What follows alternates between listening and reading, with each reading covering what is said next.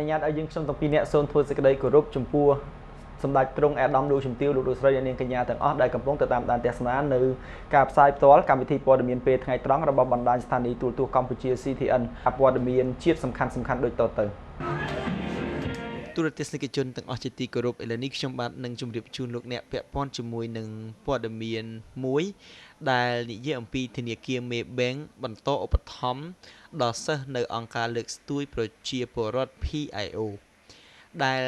នៅថ្ងៃទី27ខែសីហាចុងសប្តាហ៍កន្លងទៅធនាគារ Maybank កម្ពុជាបានប្រកាសថានឹងបន្តធ្វើជាដៃគូរយៈពេលវែងជាមួយអង្គការលើកស្ទួយប្រជាពលរដ្ឋ People Improvement Organization ដែលហៅកាត់ថា PIO ដើម្បីឧបត្ថម្ភរយៈពេល1ឆ្នាំបន្ថែមទៀតដល់សិស្សក្រីក្រចំនួន50នាក់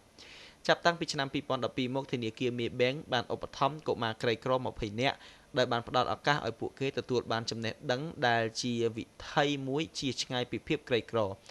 កម្មវិធីនេះរួមមានការផ្ដល់ប្រាក់ឧបត្ថម្ភជារៀងរាល់ខែសម្រាប់ចំណាយលើអាហារប្រចាំថ្ងៃនិងការសិក្សារបស់ពួកគេព្រមទាំងការជួបជាមួយនឹងបុគ្គលិកធនាគារ Maybank ជាប្រចាំបុគ្គលិកនិងអ្នកស្ម័គ្រចិត្តរបស់ធនាគារ Maybank បានរៀបចំឡើងនៅគំនិតរូបដើមនេះដើម្បីផ្ដល់ជាកម្លាំងចិត្តនិងបង្កើតជាលទ្ធផលជាវិជ្ជមានសម្រាប់សិស្សានុសិស្សទាំងអស់គំនិតផ្ដួចផ្ដើមទាំងអស់នេះបានឆ្លុះបញ្ចាំងឲ្យឃើញពីការបដិញ្ញាចិត្តរបស់ធនាគារ Maybank អំពីការនាំមកនូវការផ្លាស់ប្ដូរដ៏មានអត្ថន័យដល់សហគមន៍និងដើម្បីបង្ហាត់បង្រៀនបណ្ដុះបណ្ដាលអភិវឌ្ឍពួកគេឲ្យក្លាយជាអ្នកដឹកនាំនិងជាដៃគូនៅក្នុងសហគមន៍ប្រធានក្រុមប្រឹក្សាភិបាលរបស់ធនាគារ Maybank គឺលោក Dato Johan Arifin បានថ្លែងថាកម្មវិធីនេះបានជួយពង្រឹងបេសកកម្មរបស់យើងនៅក្នុងការផ្ដល់សេវាហិរញ្ញវត្ថុប្រកបដោយអរិយធម៌និងការបដិញ្ញាចិត្តក្នុងការធ្វើជាបេះដូងនៃសហគមន៍កម្មវិធីឧបត្ថម្ភកុមាររបស់ធនាគារ Maybank បង្ហាញពីទួនាទីរបស់យើងនៅក្នុងនាមជាប្រជាពលរដ្ឋដែលមានទំនួលខុសត្រូវក្នុងសង្គមមកទល់ពេលនេះជាឆ្នាំទី4ដែលកម្មវិធីនេះបានបង្ហាញពីភាពជោគជ័យនៅក្នុងការបំពេញការបដិញ្ញាចិត្តក្នុងការបង្កើតនិងលើកកម្ពស់សហគមន៍ដើម្បីឲ្យជីវិតរបស់ពួកយើងកាន់តែមានភាពល្អប្រសើរថែមទាំងបានចូលរួមចំណែកនៅក្នុងការនាំមកនូវភាពល្អប្រសើរដល់សង្គមជាតិជានិរន្តរ៍និងមានប្រសិទ្ធភាព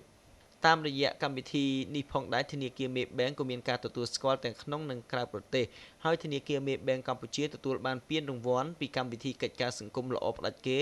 ឆ្នាំ2012និងពានរង្វាន់កម្មវិធីកិច្ចការសង្គមផ្នែកអប់រំឆ្នាំ2014នៅសម្ព័ន្ធធនាគារ Maybank នៅកម្ពុជាធនាគារ Maybank បានទទួលពានរង្វាន់ធនាគារឆ្នើមផ្នែកកិច្ចការសង្គមក្នុងឆ្នាំ